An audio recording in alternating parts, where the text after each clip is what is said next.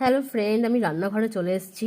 আজকে আমি আপনাদের সঙ্গে শেয়ার করব চিংড়ি মাছের পোলাও। তার জন্য আমি কি কি নিচ্ছি আগে দেখে নিন। প্রথমে আমি চিংড়ি মাছ, এখানে 200 গ্রাম চিংড়ি মাছ ভালো করে ধুয়ে নুন মালির মাখিয়ে রেখেছি, হলুদ কিন্তু আমি দিইনি।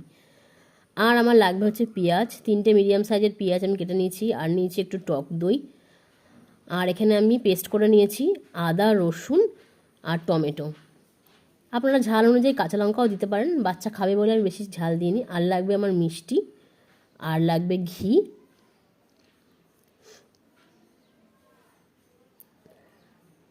আর আমি এখানে হচ্ছে বিরিয়ানির রাইস ভালো করে ধুয়ে ভিজিয়ে রেখে জল ঝরিয়ে রেখে দিয়েছি।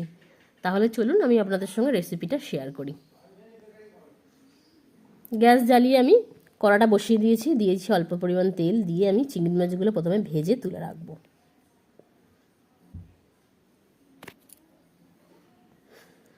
ভাজা হয়ে গেছে, তুলে রাখবো। এবার ওই তেলের মধ্যে আমি অ্যাড করলাম কিছুটা পরিমাণ ঘি, আর ফোড়নের মধ্যে দেবো জিরে, তেজপাতা, শুকনো লঙ্কা আর একটু গোটা গরম মশলা।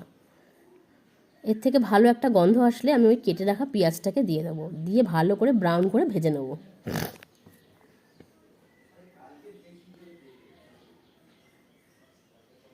এবার আমি ওই পেস্ট করে রাখা মশলাটাকে দিয়ে দেবো, আর এর মধ্যে আমি অ্যাড করবো কিছু গুঁড়ো মশলা, যেরকম লঙ্কা, হলুদ, জিরে আর ধনে। দিয়ে ভালো করে মশলাটাকে আমি কষিয়ে নেবো। আর একটু ওই মশলার বাটি ধুয়ে জলটা দিয়ে দিলাম, তাতে যেন মশলাটা পুড়ে না যায়। এবার এতে আমি টক দইটা দিয়ে দিলাম। এখন আমি গ্যাসটা মিডিয়াম টু হাই ফ্লেমে, লো ফ্লেমে রেখেছি, বেশি জোরে দিলে কিন্তু কেটে যাবে। আর আমি এতে দিলাম নুন আর প্রয়োজন মতো চিনি। আর এতে আমি একটু অ্যাড করছি কাশ্মীরি লাল। আর এবার আমি ভিজিয়ে রাখা চালটাকে দিয়ে দেবো, দিয়ে ভালো করে মিশিয়ে একটু কষাবো। এর মধ্যে অ্যাড করলাম গরম মশলা,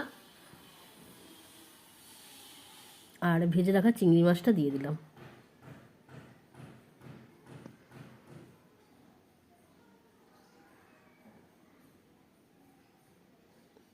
দিয়ে একটু প্রয়োজন মতো জল দিলাম যাতে চালটা সিদ্ধ হয়ে যায়, সেটা আপনারা বুঝে দেবেন। এবার আমি ঢাকা চাপা দিয়ে হতে দেব। কিছুক্ষণ পর আমি এসেছি, দেখুন আমার কত সুন্দর পোলাওটা হয়ে গেছে। তো এবার আমি পরিবেশন করব। তো আমার পোলাও রেডি। হ্যালো ফ্রেন্ড, আমি রান্নাঘরে চলে এসেছি। আজকে আমি আপনাদের সঙ্গে শেয়ার করব চিংড়ি মাছের পোলাও। তার জন্য আমি কি কি নিচ্ছি আগে দেখে নিন। প্রথমে আমি চিংড়ি মাছ, এখানে 200 গ্রাম চিংড়ি মাছ ভালো করে ধুয়ে নুন মালির মাখিয়ে রেখেছি, হলুদ কিন্তু আমি দিইনি। আর আমার লাগবে হচ্ছে পেঁয়াজ, 3টে মিডিয়াম সাইজের পেঁয়াজ আমি কেটে নিয়েছি, আর নিয়েছি একটু টক দই। আর এখানে আমি পেস্ট